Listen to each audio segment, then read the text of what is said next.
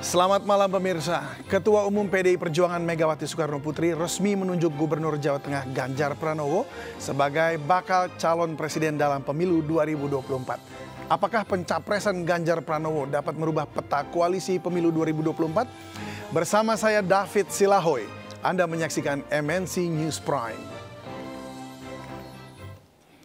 Pemirsa, Ketua Umum PDI Perjuangan Megawati Soekarnoputri akhirnya resmi menunjuk Gubernur Jawa Tengah Ganjar Pranowo sebagai bakal calon presiden 2024. Megawati pun memerintahkan seluruh kadernya untuk memenangkan pemilihan umum mendatang. Pengumuman Ganjar Pranowo sebagai bakal calon presiden PDIP ini disampaikan langsung Megawati di Istana Batu Tulis Bogor pada siang tadi. Pengumuman ini pun turut dihadiri Presiden Joko Widodo, Ketua DPR RI Puan Maharani, Sekjen PDIP Hasto Kristianto, Ketua DPP PDIP Prananda Prabowo, Menseskap Pramono Anung, serta sejumlah tokoh PDIP lainnya. Dengan penunjukan Ganjar sebagai capres dari PDI Perjuangan, Megawati memerintahkan seluruh jajaran kader PDI Perjuangan di seluruh Indonesia untuk segera bergerak memenangkan pemilihan umum 2024. Mana pendidikan politik dan kaderisasi kepemimpinan di Partai Demokrasi Indonesia Perjuangan mampu melahirkan begitu banyak pemimpin. Mereka diberi memegang tanggung jawab yang begitu besar bagi rakyat, bangsa, dan negara. Dengan sebuah kontemplasi proses panjang tersebut, setelah selama ini memikirkan, melihat, dan mencermati apa yang telah menjadi harapan rakyat, serta memohon petunjuk kepada Allah Subhanahu wa Ta'ala, maka pada hari Kartini ini, tanggal 21 April 2023, dan sekaligus sebagai tonggak perjuangan kaum perempuan Indonesia yang non-diskriminatif, setara, dan dijamin oleh konstitusi negara, maka pada jam 13.45 dengan mengucapkan Bismillahirrohmanirrohim, menetapkan Saudara Ganjar Pranowo sekarang adalah Gubernur Jawa Tengah sebagai kader dan petugas partai untuk ditingkatkan penugasannya sebagai calon presiden Republik Indonesia dari Partai Demokrasi Indonesia Perjuangan. Selanjutnya, saya menugaskan Mas Prananda Prabowo selaku Kepala Situation Room dengan memberikan mandat untuk melakukan monitoring terhadap dinamika politik nasional, bagaimana konsolidasi partai dijalankan, dan pemenangan untuk pemilihan umum 2024. Demikian halnya dengan Mbak Puan Maharani, Ketua DPP Bidang Politik dan juga sekaligus Ketua DPR RI, setelah sebelumnya saya memberi tugas untuk bertemu secara rutin dengan Presiden Jokowi dan berdialog dengan para ketua umum partai politik, maka saya juga memberikan mandat penugasan kepada Mbak Puan Maharani untuk membentuk tim yang dibutuhkan guna memenangkan pemilihan presiden dan pemilihan legislatif tahun 2024. Ganjar Pranowo menyampaikan pidato pertamanya setelah resmi ditunjuk sebagai bakal calon presiden PDI Perjuangan untuk pemilu 2024. Ganjar berjanji akan berjuang sebaik-baiknya pada pemilu presiden 2024. Tentu ini adalah sebuah keputusan yang diambil oleh Ketua Umum yang melalui proses yang sangat panjang. Sebuah kehormatan buat saya mendapatkan penugasan ini sebagai kader partai. Di samping tentu ini tugas yang tidak mudah, maka kiranya kawan-kawan yang hadir semua baik secara luring maupun daring ada kepala daerah, ketua DPD, PDI Perjuangan, DPC, PAC, ranting, anak ranting, Satgas, dan seluruh komponen partai yang lain. Kami mohon dukungan, kami mohon kritikan, saran. Inilah momentum buat kita untuk mengkonsolidasikan kekuatan untuk bersatu.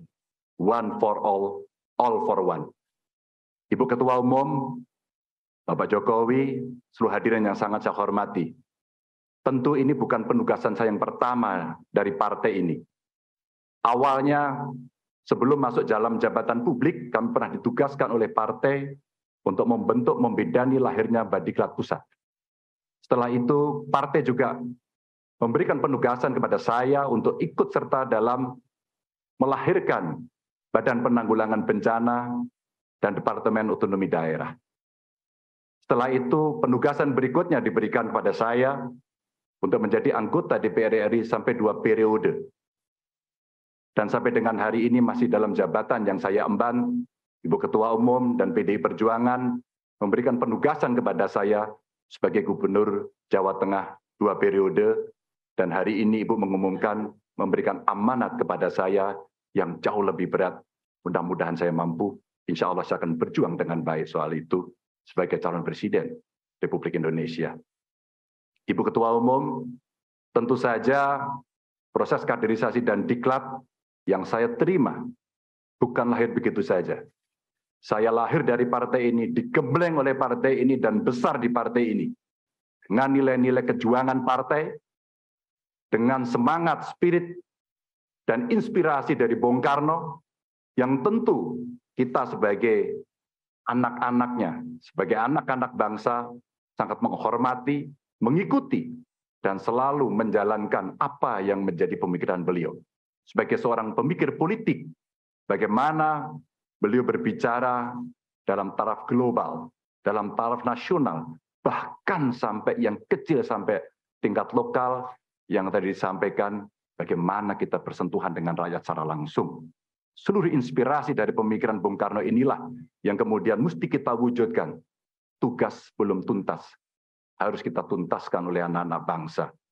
Bagaimana spirit dalam pembukaan Undang-Undang Dasar mesti kita wujudkan. Bagaimana negara ini bisa berdikari dalam bidang politik, kemudian berdaulat dalam bidang politik, berdikari dalam bidang ekonomi, dan tidak pernah lepas. Kita punya kepribadian dalam kebudayaan. Itulah yang memberikan spirit kami. Tentu saya ingin mengucapkan terima kasih secara khusus kepada Mbak Puan yang dalam penugasan-penugasan politik pernah menjadi pasukan tempur, panglima tempur di Jawa Tengah sampai dengan 2 periode. Mas Nanan, terima kasih yang selalu memberikan arahan. Wabil khusus Pak Presiden, Pak Jokowi, saya sebagai panjang tangan pemerintah di daerah, bagaimana kita gotong royong membangun spirit sebagai bonding partai untuk bisa menyelesaikan tugas-tugas ideologis dan melayani masyarakat. Tentu terobosan-terobosan yang diberikan oleh Pak Jokowi, fundamen yang sudah dibangun, mesti kita lanjutkan. Hanya kita yang terus berkomitmen untuk melanjutkan itu, di mana beliau mendobrak kemapanan-kemapanan, kenyamanan-kenyamanan, sehingga Indonesia harus bergerak maju untuk itu. Ibu Mega, terima kasih. Dengan mengucap Bismillahirrahmanirrahim, insya Allah kami akan melaksanakan tugas ini dengan sebaik-baiknya. Dan tentu saja, kader-kader lahir dari tokoh-tokoh perempuan yang sangat hebat, tepat di hari Kartini pada hari ini. Kepada seluruh umat Muslim, selamat menjalankan Idul Fitri, mohon maaf, lahir dan batin, mohon dukungan, mohon doanya. Salam Pancasila. Salam Pancasila. Merdeka. Merdeka. Assalamualaikum warahmatullahi wabarakatuh.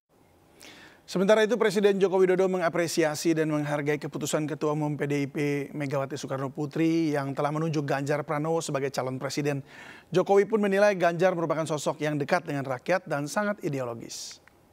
Saya sangat mengapresiasi, saya sangat menghargai keputusan Ibu Megawati Soekarno Putri, Ketua Umum PDI Perjuangan, yang baru saja mengumumkan keputusannya bakal calon presiden yang diajukan oleh PDI Perjuangan, yaitu Bapak Ganjar Pranowo. Usai resmi mengumumkan Ganjar Pranowo sebagai bakal calon presiden PDIP, Megawati pun kemudian menyematkan kopiah atau peci hitam kepada Ganjar. Megawati mengatakan kopiah merupakan budaya orang Indonesia dan menjadi lambang nasionalisme. Ketua Umum PDI Perjuangan Megawati Soekarno Putri telah mengumumkan Ganjar Pranowo sebagai Capres 2024 di Istana Batu Tulis Bogor, Jawa Barat. Usai diumumkan sebagai calon presiden, Ganjar dipanggil untuk menghadap ke Ketua Umum dan melakukan simbolik pemakaian peci hitam. Megawati memakaikan peci hitam Bung Karno kepada Ganjar Pranowo. Dengan simbolik pemakaian peci hitam ini, PDI Perjuangan secara resmi mengumumkan Ganjar Pranowo sebagai calon presiden yang akan mengikuti pemilihan umum 2024. Megawati juga memerintahkan kepada kader PDI Perjuangan di seluruh Indonesia untuk bekerja keras bersama memenangkan pemilu 2024.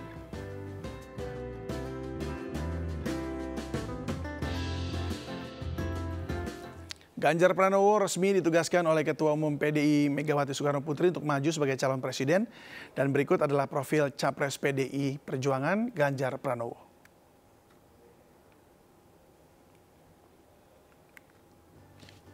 Ganjar Pranowo Sungkono merupakan politisi yang berasal dari Partai PDI Perjuangan yang sekarang menjabat Gubernur Jawa Tengah. Ia lahir pada 28 Oktober 1968 di Karanganyar, Jawa Tengah. Ia tumbuh sebagai anak kelima dari 6 bersaudara. Perjalanan karir Gubernur Jawa Tengah ini sebelumnya menjabat sebagai Wakil Ketua Komisi 2 DPR RI dari fraksi PDI Perjuangan tahun 2009 hingga 2013. Bidang pemerintahan dalam negeri, otonomi daerah, aparatur negara, reformasi birokrasi, pemilu, pertanahan, dan reformasi agraria. Dan pada tahun 2004 hingga 2009 sebagai anggota Komisi 4 DPR RI fraksi PDI Perjuangan, bidang pertanian, perkebunan, kehutanan, kelautan, perikanan, dan pangan. Ia juga sempat menjadi Ketua Umum Alumni Universitas Gadjah Mada tahun 2014 hingga 2019. Selain itu, Ganjar Pranowo juga memiliki beragam penghargaan, salah satunya di tahun 2017, ia meraih penghargaan pemerintah daerah dengan tingkat kepatuhan laporan harta kekayaan penyelenggara negara atau LHKPN terbaik oleh Komisi Pemberantasan Korupsi.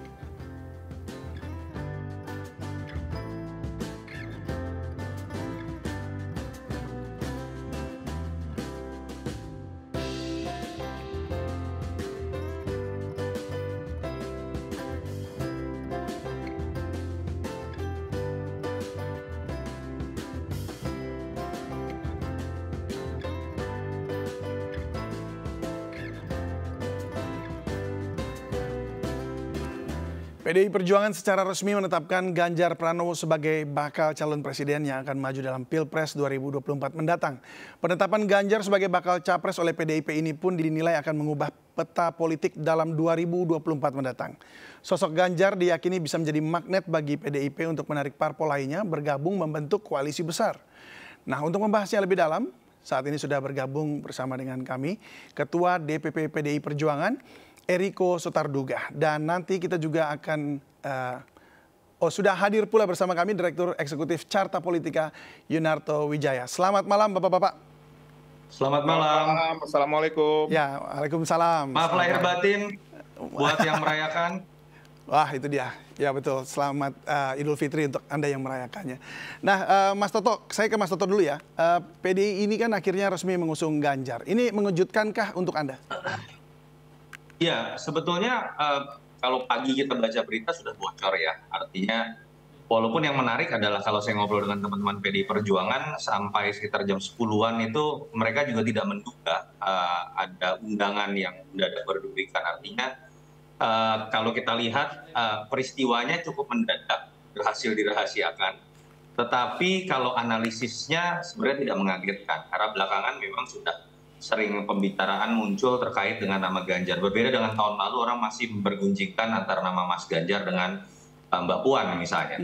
Dan yang menurut saya menarik adalah kejutan ini juga punya makna substantif secara politik ya. Apa itu? Pertama tadi kalau bicara waktu, ritmenya ini mengagetkan orang-orang yang menganggap akan di bulan Juni misalnya, sebagai bulannya Bung Karno misalnya. Yang kedua, kita juga melihat Ibu Mega secara tidak langsung membantah simplifikasi mengenai beliau yang seringkali hanya diartikan akan memilih terah Bung Karno, tidak membaca survei, tidak mendengar aspirasi di bawah. Sudah 2 kali beliau membuat kejutan dengan tidak maju di 2014 dan memberikan itu kepada Jokowi, dan sekarang juga memberikan kepada sosok yang lebih sering namanya disebut dalam survei-survei.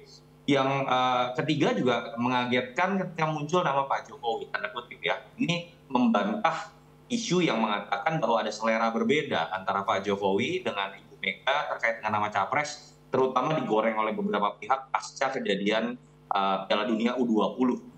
Yang terakhir juga mengagetkan ketika Mbak Puan tetap hadir tengah terpaan isu bahwa Mbak Puan merasa tidak nyaman, sempat beredar di WhatsApp grup dan lain-lain, dan ini menunjukkan memang soliditas ketika Ketua Umum sudah membuat sebuah keputusan itu memang nyata terjadi, bukan hanya di level kader tapi juga di elit-elit petinggi elit partai, termasuk di keluarga Ibu Mega sendiri. Dan secara utuh apa yang saya sebutkan tadi pasti akan menjadi game changer terkait dengan pembentukan koalisi atau kerjasama politik ke depan. Nah, sebelum nanti kita bahas itu, saya ke Bung Eriko dulu. Bung, ini tadi disampaikan bahwa ini cukup mengagetkan karena sebelumnya Mas Hasto kan bilangnya akan ada kejutan di bulan Juni begitu, ya kan? Tetapi ternyata maju.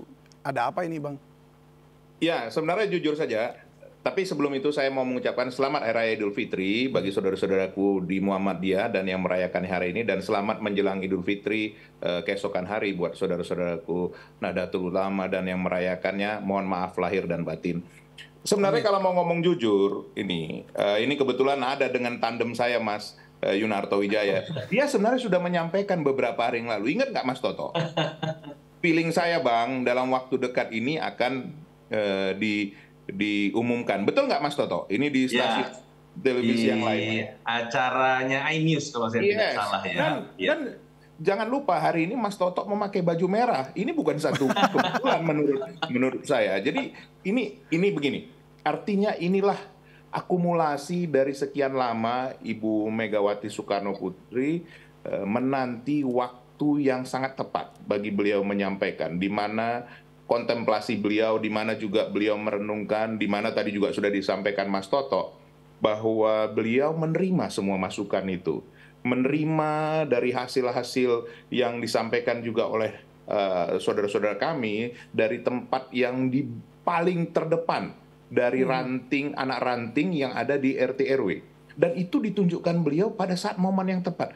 Menurut saya bukan satu kebetulan ya, artinya ini diumumkan pada saat kita bersama-sama merayakan Hari Kemenangan.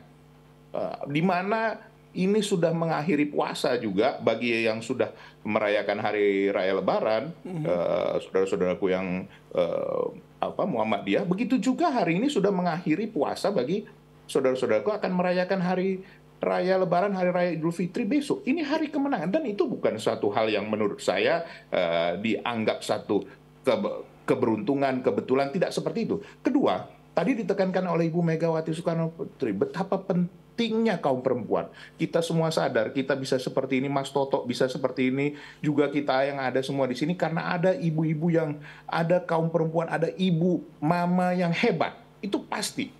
Dan itu yang disimbolisasi oleh Ibu Mega, bahwa beliau memutuskan ini bukan ada membedakan gender, bukan ada misalnya mengistimewakan perbedaan, tidak. Tetapi bahwa beliau membuat itu menjadi satu hal yang sama. Itu yang kami rasakan di partai. Yang ketiga, ini bukan karena PDI Perjuangan 3, tapi yang ketiga ini, bahwa inilah suara rakyat. Nah, ini yang paling penting. Ada hal yang kadang-kadang dilupakan, bahwa ini seolah-olah calon presiden itu dikondisikan oleh hanya partai. Tidak seperti itu. Bahwa rakyatlah yang menjadi panglima di sini. Bahwa rakyatlah yang akan memilih nanti.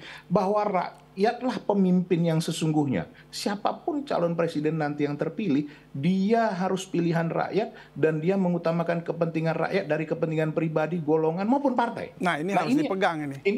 Ini benar. Inilah yang harus diresapi bersama. Dan tapi ini bukan karena ini ya, Bang Eriko, bukan karena takut kecolongan, karena kemarin sempat turun nih dalam survei-survei Ganjar akibat menolak Israel di U20 dan nggak jadi akhirnya U20.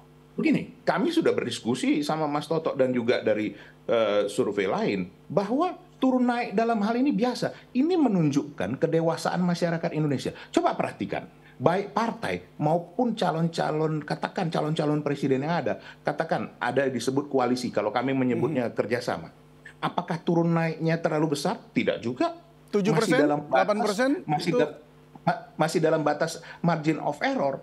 Nah, kenapa? Kenapa seperti ini? Karena rakyat justru sudah sangat cerdas dan dewasa dan memahami bahwa ini belum kejadian yang sesungguhnya. Tetapi saya tidak ingin menduga-duga karena nama saya Eriko Sotarduga, tidak. Tapi mulai hari ini pasti ada perbedaan. Saya rasa saya sepakat, Mas Toto juga sepakat dengan pasti ada perbedaan. Nah, kalau kita katakan ini satu perubahan yang revolusioner, janganlah seperti itu. Kalau katanya dengan bahasa yang modern, game changer, ya monggo-monggo saja. Tapi hari ini pasti akan merubah konstelasi. Karena kenapa? PDI Perjuangan melalui pengumuman Ibu Ketua Umum menawarkan kepada seluruh rakyat Indonesia. Nah, ini calon pemimpin. Silakan kritik, otokritik, masukan. Nah, begitu juga terhadap saudara-saudara kami partai politik lain. Silakan. Mau bersama-sama dengan kami untuk mengusung Mas Ganjar, nanti kita tentu dengan keputusan Ketua Umum bersama dengan Ketua Umum lain untuk mungkin nanti menentukan calon wakil presidennya. Apalagi Mbak Puan sudah diutus menjadi komunikator untuk bertemu dengan partai-partai lain. Dan ini menjadi satu hal yang menarik. Dan pasti ini buat Mas Toto dan teman-teman survei, ini lebih menarik lagi. Karena kenapa? Disinilah ditentukan. Ada yang mengatakan bisa menjadi nanti 3 pasang calon, ada 2 pasang calon, kita belum tahu. Tapi sekali lagi, ini perubahan ini nanti akan nyata. Sekali lagi, ini dugaan saya. Coba kita ke Mas Toto sekarang. Baik, Mas Toto, bagaimana tanggapan Anda tadi ya kalau melihat bahwa memang ada penurunan gitu ya dari Ganjar sekitar 7-8% dari beberapa survei begitu. Apakah ini mengartikan bahwa akhirnya mau nggak mau harus segera nih cepat supaya ada kenaikan dalam waktu dekat ini gitu? Sebetulnya kalau kita baca rilis terakhir SMRC ada rebound ya yang sudah dialami oleh Ganjar, dan memang sebetulnya kenaikan Pak Prabowo dan stagnasi atau penurunan Ganjar setelah U20 bahkan sebelum U20 terjadi juga sudah disebabkan oleh peristiwa politik lain, yaitu banyak tafsir yang mengatakan bahwa Pak Prabowo beberapa kali di-endorse oleh Pak Jokowi sementara Mas Ganjar belum mendapatkan tiket.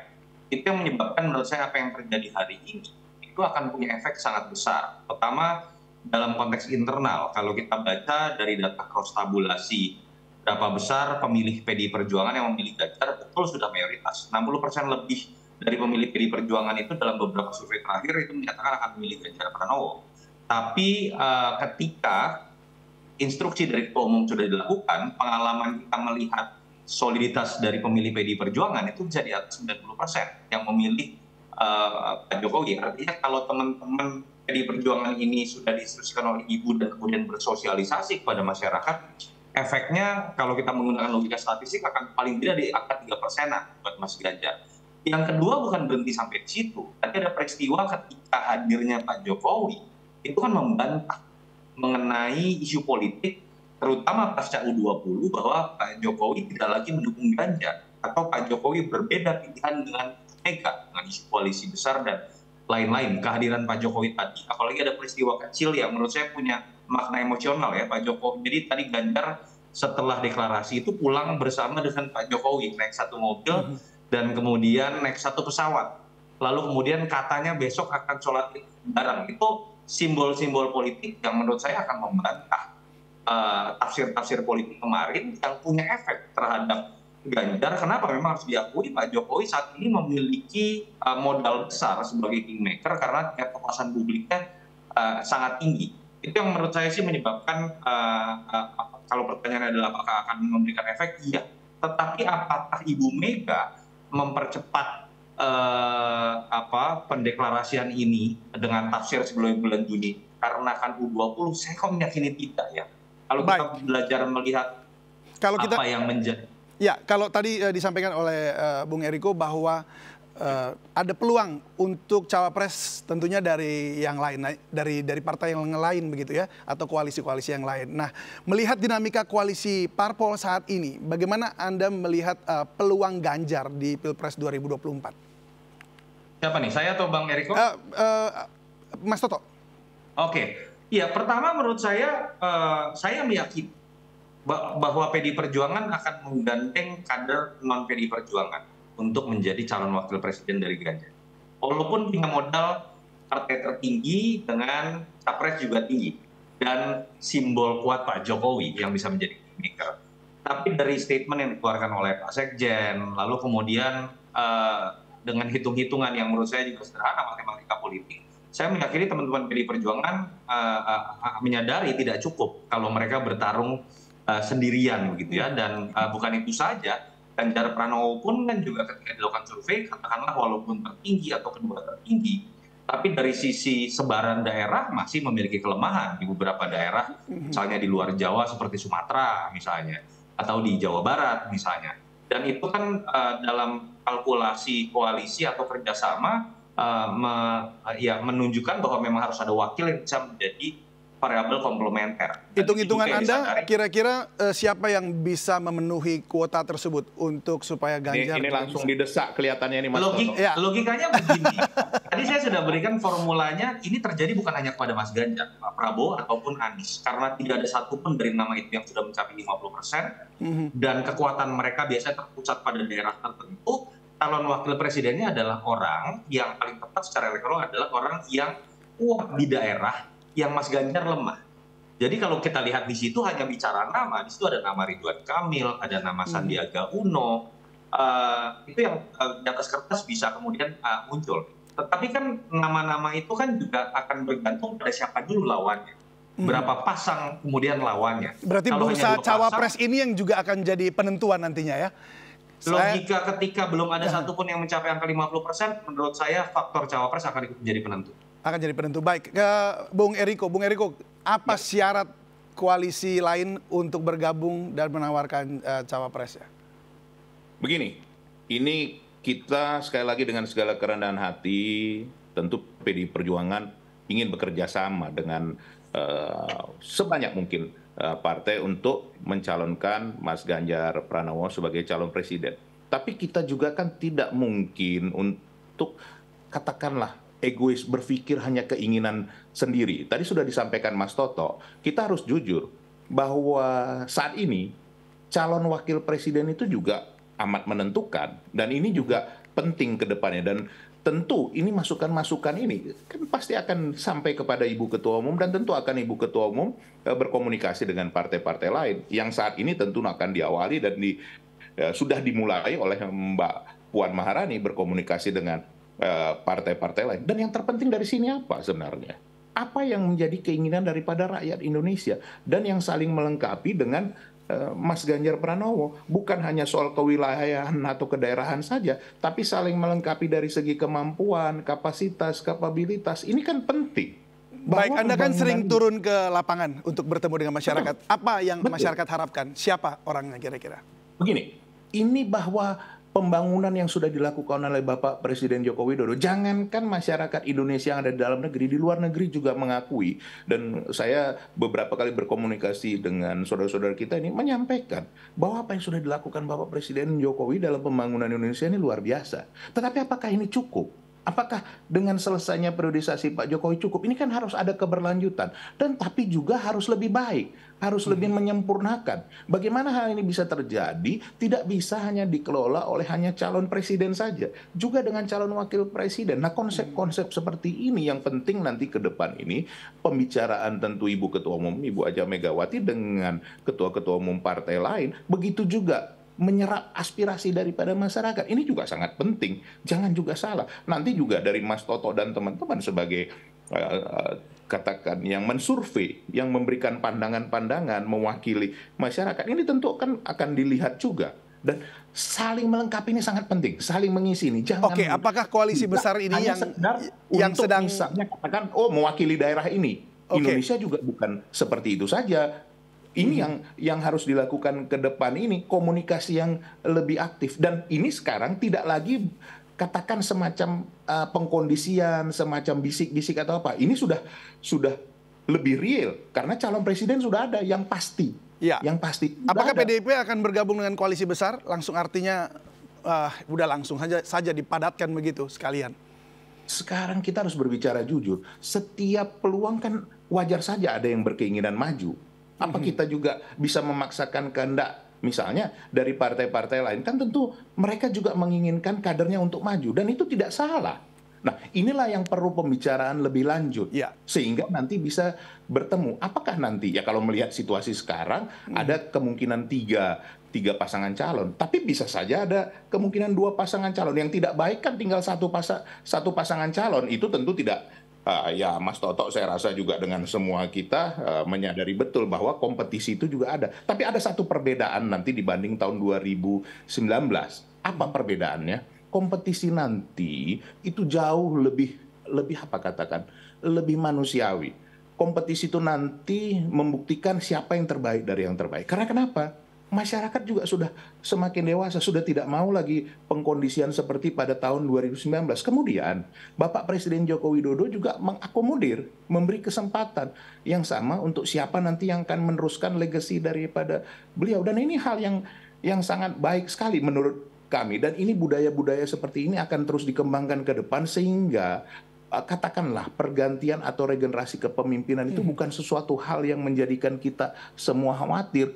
Katakan pihak luar khawatir, pihak yang juga ada di dalam negeri katakan untuk nanti dia membangun usahanya, membangun kehidupannya lebih baik, semua mengkhawatirkan karena soal pemilu nih. Nah, ini yang harus kita sama-sama sadari, dan ini ada kesadaran untuk merubah hal ini. Itu yang terjadi. Baik, saya ke Mas Toto lagi. Mas Toto, ini kalau dilihat dari hasil perbincangan kita malam hari ini dan kembali lagi ke pernyataan tadi bahwa cawapresnya ini akan menentukan. Karena banyak partai yang bahkan di koalisi besar mengajukan cawapresnya begitu. Nah, sudah nggak mengajukan capres lagi karena sudah fix nih ada tiga capres. Nah, menurut Anda seperti apa nanti apa namanya ya istilahnya tuh pertarungannya akan jadi seperti apa menariknya? Ya, memang kalau membaca data survei 2 tahun terakhir, kecenderungan nama hanya mengkerucut pada 3 nama. Dan sepertinya kan 3 nama ini sampai per hari ini, setelah Mas Ganjar deklarasikan, kemungkinan bisa mendapatkan perahu. Ada Mas Anies dengan Koalisi Perubahan, ada Pak Prabowo dengan minimal dengan PKB, lalu ada Mas Ganjar. Lalu masuk sekarang pada pertanyaan lebih mengkerucut adalah apakah di antara sesama sosok yang dianggap sebagai penerus Jokowi ini, ada Ganjar, ada Prabowo, apakah mungkin bergabung atau tidak? Kan kira-kira sebenarnya saat ini pertanyaannya seperti itu. Apakah melalui koalisi besar atau mereka akan lebih berpotensi untuk berhadapan-hadapan? Satu-satunya peluang untuk kemudian koalisi besar ini bergabung apabila patokannya adalah sosok capres yang saat ini neck to neck, kecenderungannya agak berimbang, pertarungannya saling menyalip. Itu adalah ketika beberapa bulan ke depan sampai masa pendaftaran, kecenderungan di antara salah satunya yang elektabilitas jauh lebih tinggi. Itu akan membuka ruang kompromi buat salah satu di antaranya untuk menjadi cawapres. Tetapi kalau bertahan dalam kondisi ceteris paribus, menurut saya kita akan lebih besar punya kemungkinan melihat Prabowo dengan Ganjar akan bertarung. Mas Anies apakah akan ikut bertarung? Ya sebenarnya sudah mencukupi prasyarat. The devil is in the details. Kita tahu sampai sekarang diskusi mengenai siapa cawapres itu bisa menjadi ganjalan. Atau situasi-situasi lain ya selain hitungan politik masih bisa menjadi ganjalan. Selain daripada pamor Mas Anies kalau dilihat dari data survei 3 bulan terakhir malah cenderung turun. Berkorelasi terbalik dengan kenaikan dari kepuasan publik terhadap Jokowi, dan polanya memang sudah pasti seperti itu. Tapi terkait dengan Prabowo dan Ganjar, menurut saya kita nikmati saja kalau prasyaratnya buat di antara mereka membangun koalisi besar adalah bisa punya elektabilitas lebih tinggi jauh dibanding yang lain. Artinya kan sekarang kita akan melihat pertarungan antar Pak Prabowo dengan Mas Ganjar dalam gilingan lebih ngebut. Dengan framing yang terpenting adalah mereka bisa komit meneruskan hal-hal baik yang sudah dibangun oleh Pak Jokowi, saya pikir sudah menjadi sebuah hal yang akan positif juga kok buat bangsa. Malah di sini akan diuji apakah ada salah satu di antara mereka yang demi mengejar elektabilitas mulai akan belok-belok secara ideologi dalam konteks program berkelanjutan. Itu akan kita lihat sebagai uji kualitas dari 2 calon yang dianggap sedang di-endorse oleh Pak Jokowi. Ya, kalau kita lihat memang belakangan ini kan Pak Jokowi mengendorse 2 nama yang besar, Prabowo dan juga Ganjar seperti itu. Nah, Anda melihat seberapa besar atau prosentasenya dari peran Pak Jokowi menentukan siapa capres dan cawapresnya? Yang pasti kalau PDI Perjuangan nggak bisa diintervensi oleh Pak Jokowi ya. Prerogatifnya sesuai amanat Kongres hanya ada di Ibu Mega. Makanya peristiwa tadi keputusan tetap di Ibu Mega dan mendapat restu oleh Pak Jokowi itu sebuah wow effect gitu. Sebab begini, beberapa waktu belakangan kami juga dengar dan sudah berbincang juga dengan dari pihak Gerindra bahwa Pak Prabowo ini udah harga mati nih sebagai presiden. Sementara dari PDIP nanti saya juga mau tanya ke Bung Eriko, ini harga mati nggak nih Ganjar jadi presiden? Atau kalau mereka dikawinkan lah istilahnya begitu, harus salah satu jadi cawapres begitu kan? Nah ini di mana nih jawabannya? Kita mau lihat apa yang akan terjadi dengan ini. Kalau dari saya begini, Bang Eriko, tambahan saya begini. PDI Perjuangan dalam konteks ini punya satu kelebihan untuk tawar-menawar menjadi capres kadernya ya. Kalau kita bicara dua variabel penentunya, selain kesepakatan yang sifatnya teknis atau terkait porsi bagian kekuasaan. Pertama adalah siapa partai yang lebih tinggi elektabilitasnya, patokannya 2019. Yang kedua adalah siapa capres yang lebih tinggi. Tadi kita sudah sepakat, capres yang lebih tinggi ini masih neck to neck, sedang berlomba, dan waktu pendaftaran masih 5 bulan lagi. Tapi PDI Perjuangan sudah unggul 1-0 ketika berbicara mengenai jatah partai yang lebih tinggi elektabilitasnya, patokan 2019, PDI Perjuangan adalah partai pemenang. Baik, Bung Eriko?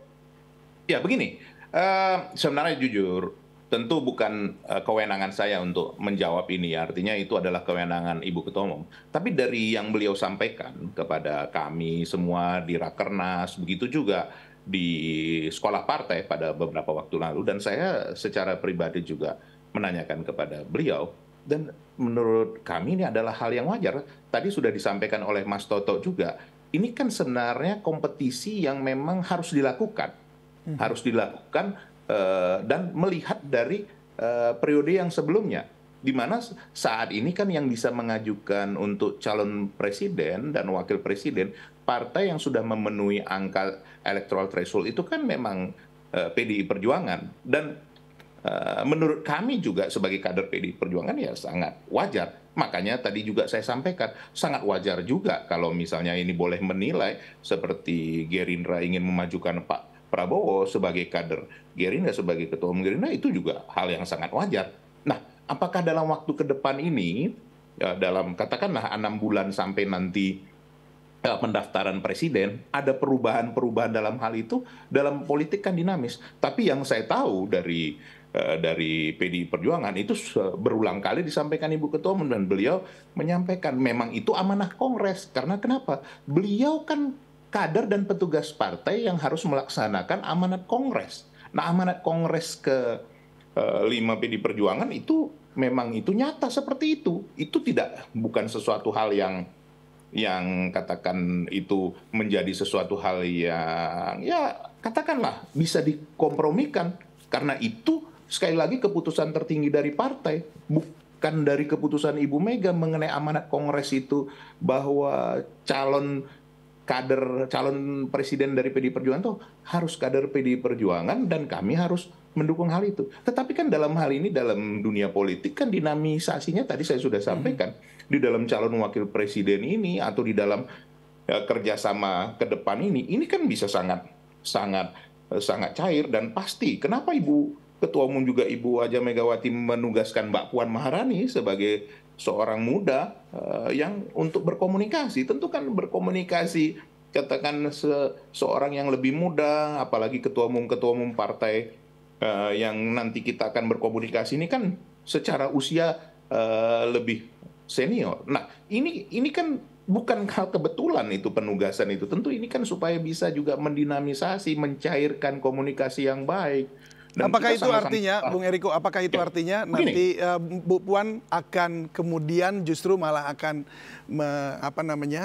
kan karena ini ada tawaran cawapresnya begitu. Jadi apakah dia yang akan justru menawarkan lalu kemudian malah koalisi besar nggak terjadi, malah kemudian malah pindah seperti itu. Apa itu yang diharapkan atau bagaimana? Contoh begini, nah, kita sama-sama membaca bahwa dalam waktu dekat kan Mbak Puan akan berkomunikasi dengan seluruh ketua umum partai. Dan kita mendengar bahwa dalam waktu dekat juga ada rencana bertemu antara ketua umum kami dengan Ibu Megawati dengan Pak Prabowo. Dan jangan lupa Pak Prabowo dengan Ibu Megawati memang hubungannya sangat kekeluargaan. Saya menyaksikan sendiri kalau beliau datang pasti meminta kesenangannya, yaitu minta nasi goreng untuk dari Ibu Ketua Umum. Dan saya melihat sendiri bagaimana kalau ketemu dengan Pak Prabowo sampai saat ini itu sangat dekat, sangat harmonis. Tapi apakah ini juga menjamin hal itu? Saya juga tidak berani mengatakan hal itu menjamin bahwa ini pasti bersama-sama. Dan sekali lagi, kita juga menghargai kalau memang tadi yang disampaikan oleh Mas Toto,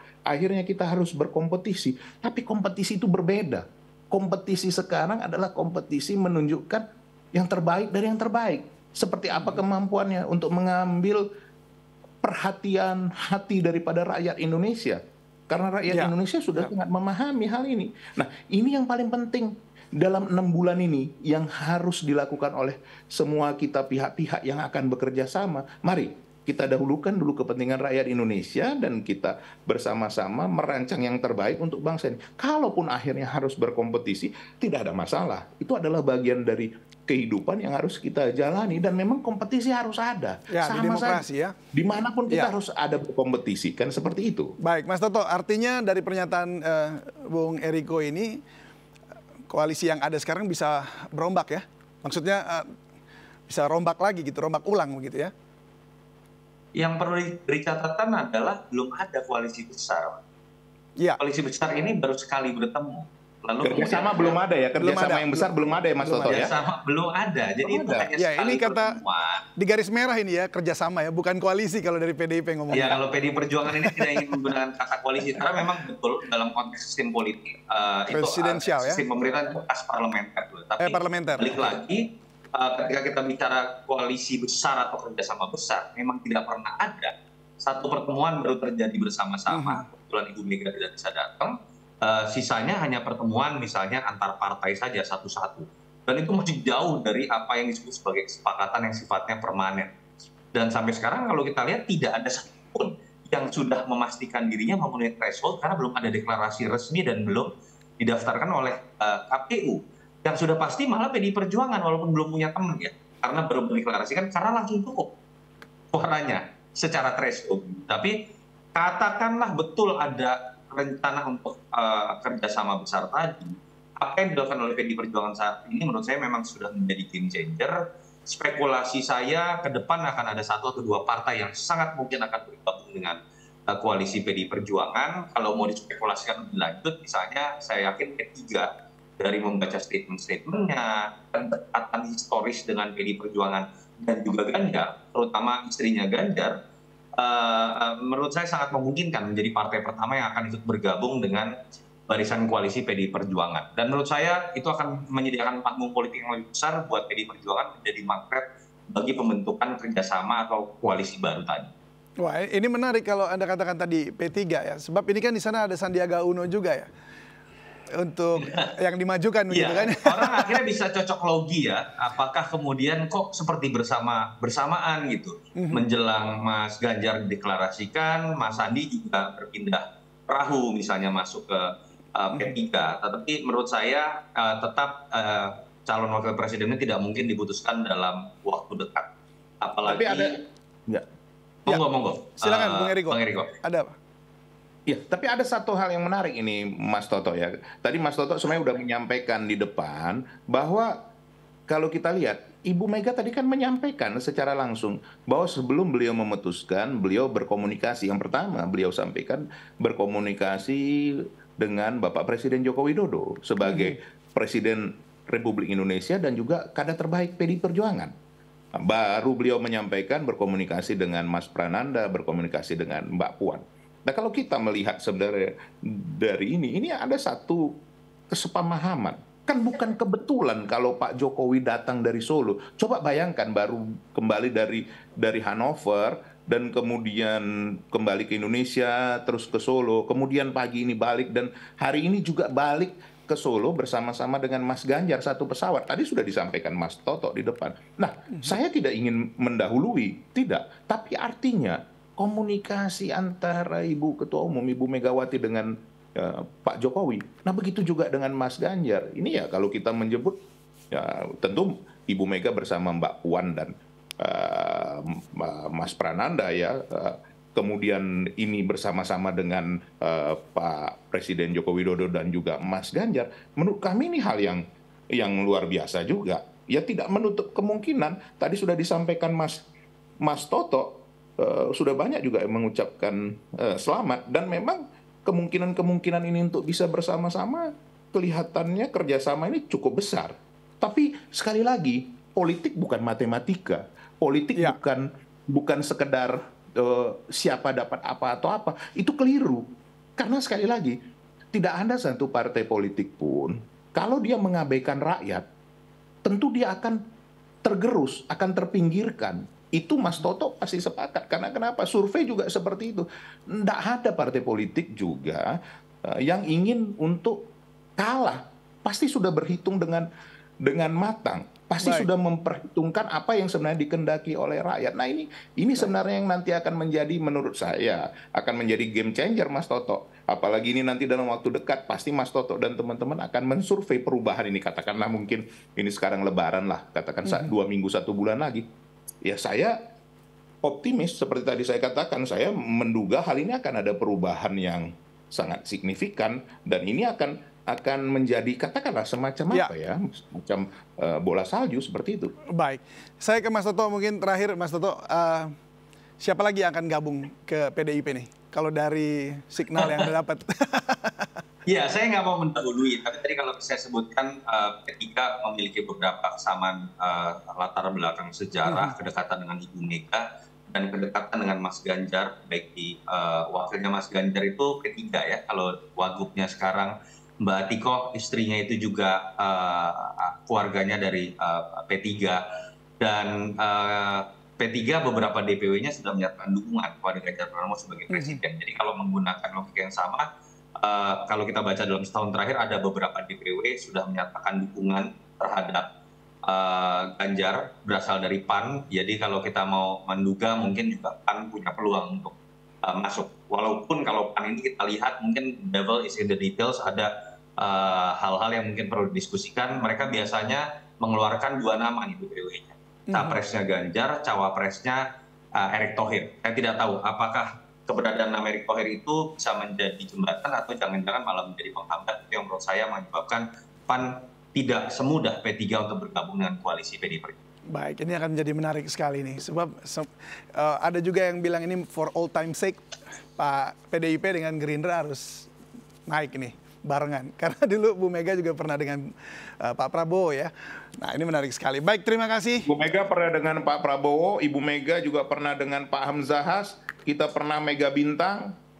Jadi ini Mas Toto ini memancing-mancing berikan ini. Ini memang, tapi jujur, sekali lagi saya sampaikan, Mas Toto itu jangan lupa, beberapa hari yang lalu Mas Toto sudah memprediksi dalam waktu dekat akan terjadi pengumuman ini, Mas Toto, ya kan? Kebetulan terpancing dalam hal ini. Signalnya luar biasa bagus. Baik, terima kasih Bung Eriko, terima kasih Mas Toto, senang sekali bincang-bincang pada malam hari ini. Selamat Lebaran semuanya. Ya, dan terima kasih dan salam sehat selalu. Selamat malam, assalamualaikum. Ya, selamat malam. Ya.